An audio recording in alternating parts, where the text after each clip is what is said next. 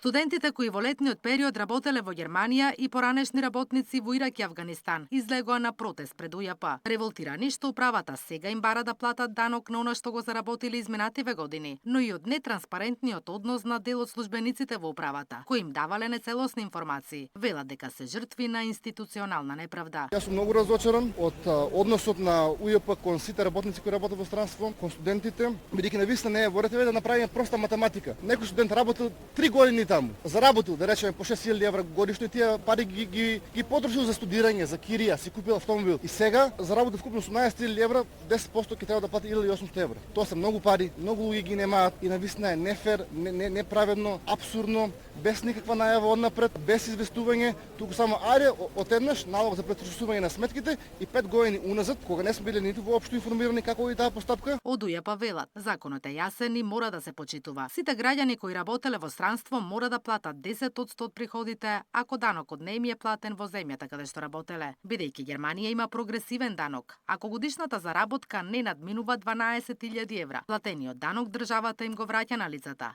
сметајќи ги во категорија поранливи граѓани. Па сега македонските институции им ги даночат и тие пари. Од УЈП потврдиле дека станува збор за 134 студенти. Околку македонски даночен резидент остварил доход од плата во Германија, за која што работодавачот, исплачувачот таму задржал данок, а потоа е извршено враќање на данокот заради овој праг кој што постои во Германија, во тој случај значи потребно е да платата, остварената плата да се оданочи во Македонија.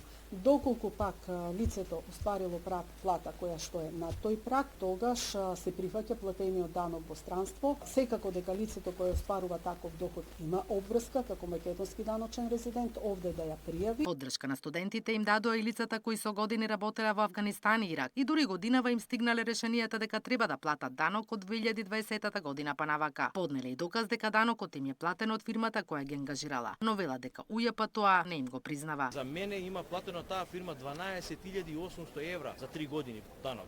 Значи 4.000 евра годишно. Тие не го признаваат. Сите ние кои добивме решенија во јануар, аконтативни решенија, ги обжаливме на управен суд. Тужбите, жалбите се процесирани. Натаму ќе следи што ќе следи со управен суд. Ако се достави доказ дека е платен данокот со државите со кои имаме подпишано договор за избегнување на двојно оданочување, лицата не треба да платат ништо, појаснуваат од УЈП. Имаат обврска само да го пријават приходот. Според управата, од добиените податоци од 12 банки, лани над 70.000 граѓани имале приливи од странство во вкупен износ од скоро 600 милиони евра. На дел од овие пари ќе треба да се плати данок.